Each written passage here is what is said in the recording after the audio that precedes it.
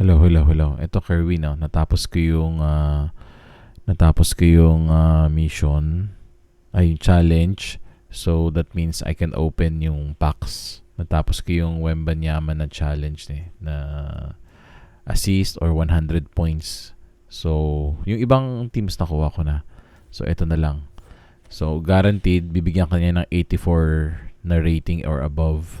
So, hindi natin alam kung sino yan. No? Kulay blue siya. Kulay blue. So, I think mga 84 and above to. So, tingnan natin, flip na natin kung sino bibigay niya. Nye. Dale Ellis. Sabagay, shooter din naman si Dale Ellis. So, pwede na. Okay naman si Dale Ellis Ngayon, ang tignan naman natin, sabi niya, do you want to change your lineup? Yes natin.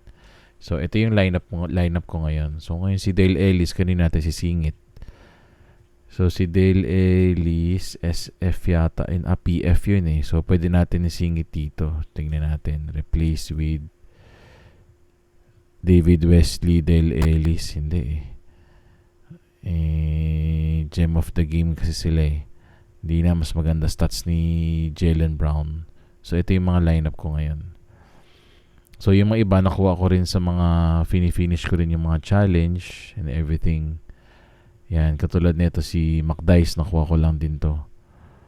Tapos, si Edwards, nag-change ako ng card. So, 5 card kapalit ng ng pera. So, binenta ko yung mga cards. May iba in-exchange ko para mabili ko si Anthony Edwards. Mura lang bili ko sa kanya, mga 1,500.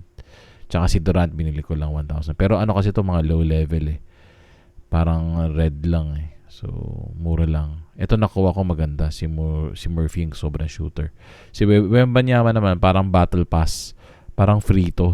So, parang binibigyan kanya ng chance na may isang super character, si Wembanyama. So, free yan. Si Damian Lillard actually ang bumuhay sa akin kasi sobrang shooter sa labas. Tapos ang dali lang nung aralin yung tira niya. So laging perfect release ako. So kailangan mo i-change yung shot timing mo.